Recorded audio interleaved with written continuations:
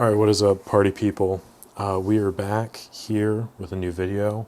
I have a little monitor set up over here, so hopefully all of this is in frame. Now what I want to talk about today is this. Now what this looks like is a mess, and that is accurate, that's what it is. But we are working on a Rollei 35 SE. Now the customer was having an issue with this shutter just jamming up, not discharging.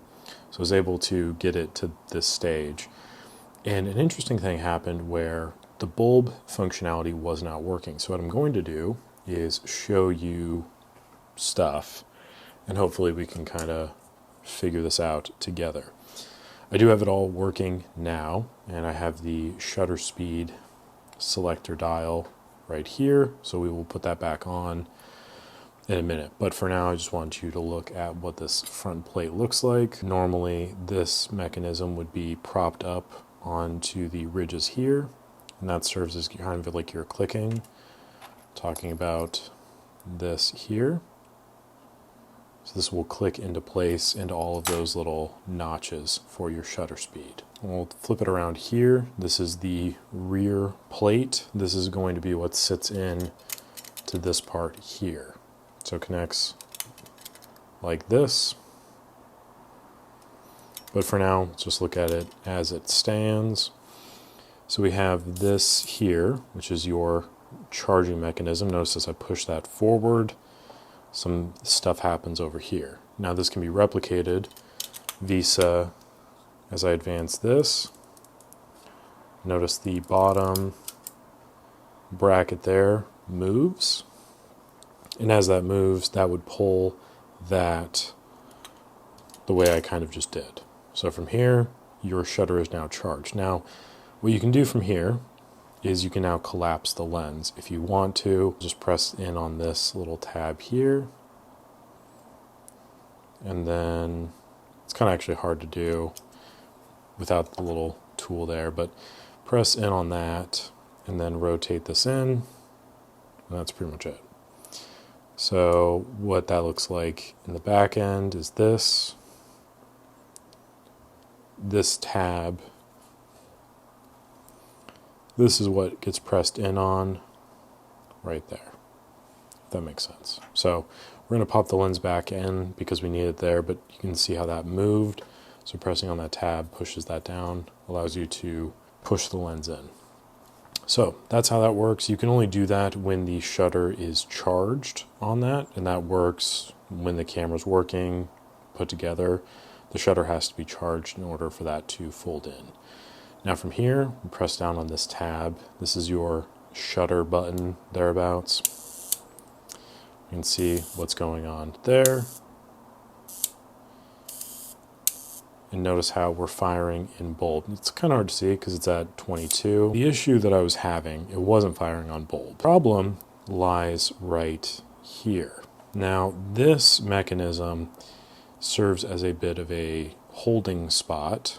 So on the back end of this piece, there is this metal articulation, and this presses in on this bit here, which will rotate up here, and it also helps trigger this system here. So this part is to help actuate this mechanism, and as you can tell, this whole thing moves, and this is what links into here, which is your light meter.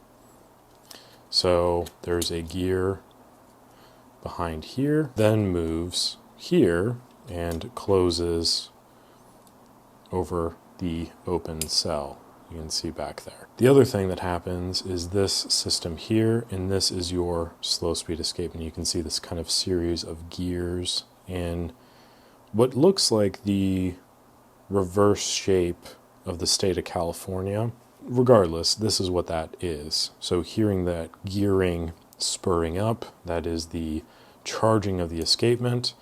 As I press in on this, it kind of relinquishes itself from that bulb because it's holding this all in place. It's holding the shutter open until I press up on that, if that makes sense. And all of that has to do with this system here. So if I was to remove the tension of this off of this brass piece, then this would not hold itself in place. And this mechanism here, this little black thing, or gray, I guess, thing here, revert back to the half-second slow speed escapement, because that's the most next natural setting without the toggle on. So we're going to put this on. So we'll get this charged. That's on bulb there. Cool. Now let's rotate it into a different speed. Just go all the way up to 500 here. Charge that. It's actually going to be kind of hard to see without like direct light. So I'm going to use this little LED panel here, and then hopefully you can see as I blind myself looking into it. All right, you can see. There you go.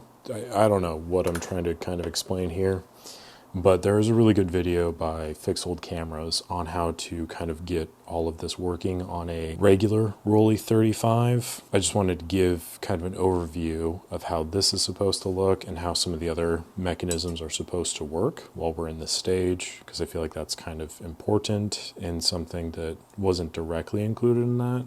So I don't know if this will help anybody, but it was a video that I was looking for, and because I've kind of fixed the problem, I thought I would produce a video to go over this specific problem. So if you have any questions, leave them down below. I probably won't have great answers for it, but that's kind of at least this part of it.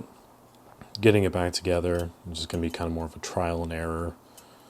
Put it back together and see what happens kind of situation. Pretty cool little camera though. Once I get it back together, be making another video about it, maybe shoot with it and talk about it. But for now, that's pretty much it. I hope this helps. Thank you so much for watching. Appreciate it as always. Like the video. If you enjoy it, subscribe to the channel, and I'll catch you on the next one.